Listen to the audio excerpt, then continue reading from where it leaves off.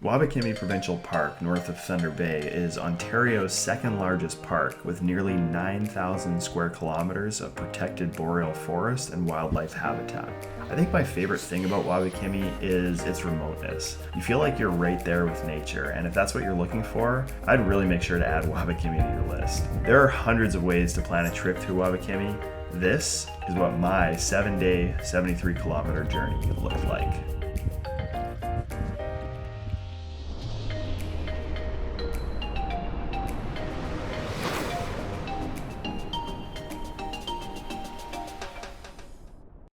Wabakimi Park is easiest to access through one of the local outfitters. I used Wabakimi Outfitters to help plan my trip and shuttle me into my start point at Tamarack Lake. My point-to-point route took me northwest out of Tamarack into the Boiling Sand River and south to Mastadon Lake, where I spent my first night at a gorgeous north-facing campsite. Got in just after sunset and it was really beautiful.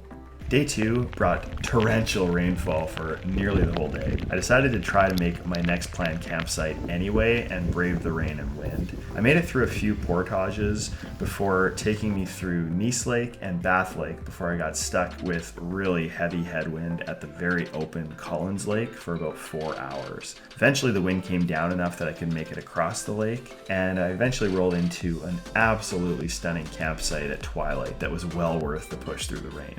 By now, the rain had stopped and I got to enjoy the colorful horizon across the now calm Shawanabis Lake.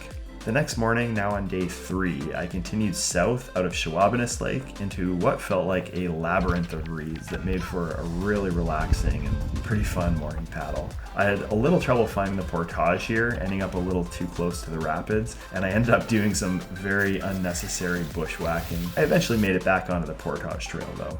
After a short paddle through Boulder Lake, I had another 900-meter portage into Kenakskaniss Lake. At the south end of the lake, I turned west onto the Kopka River. A few more short portages from there, and I was in Hook Lake. This was the first moment of the trip where I felt like I could actually exhale and relax a bit. I pulled into my campsite just in time for a beautiful sunset and magic hour at the series of rapids at the West Hook Lake campsite. I fell asleep to the sound of rushing water. It does not get much better than that. Day 4 was a bit of backtracking to get me back out of Hook Lake. No complaints from me, as it was a calm and sunny day and I really fell in love with Hook Lake. On the way out, I went past one of the many trapper cabins that you'll find scattered throughout Wabakimi. I went south out of Hook Lake, back onto the Kopka River, and from there I continued south back onto Kenakskaniss Lake to the world-class campsite I found on the south-facing rock. The weather had turned into a beautiful sunny day and I got to enjoy a few hours relaxing in the sun, enjoying the complete remoteness that you can only feel after being alone in nature for a few days. Day 5, I was up early, excited to get into the Kopka Rapids. I had a beautiful paddle through the south end of Kenakskaniss Lake before coming up to the first set of the upper falls. I spent some time exploring the upper falls before I continued through, and they were actually really cool. There are some pretty challenging portages through here, particularly if you're soloing. The falls are not runnable, so if you're coming this way, you're gonna have to take the portages, so make sure you're ready for some extreme portaging.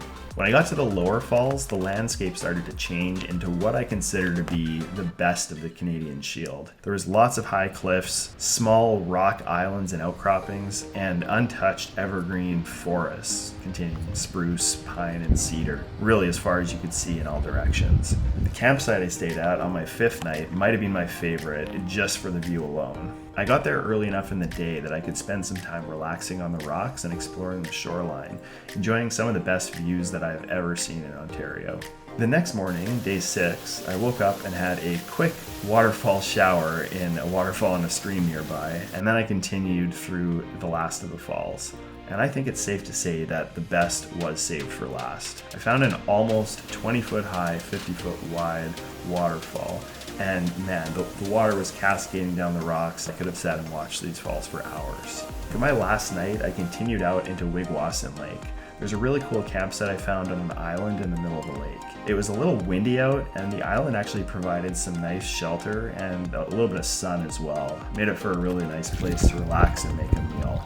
In hindsight, I probably should have stayed here for the night, but I decided to push on. I made it to the east end of Wabakimi Lake, and I camped there for the night. Day 7, my last morning of the trip, I had a pretty easy paddle through Wabakimi Lake, which took me through a really neat area with some pictographs along the rocky shoreline before reaching the end of my journey. Canoe route was pretty special, and I'd recommend looking into Wabakimi if this trip sounds like your kind of thing. I always appreciate my time when I get to spend it alone in nature, and it's amazing to me that places like this still exist for us all to explore. It's a beautiful world we live in. Get outdoors and enjoy it.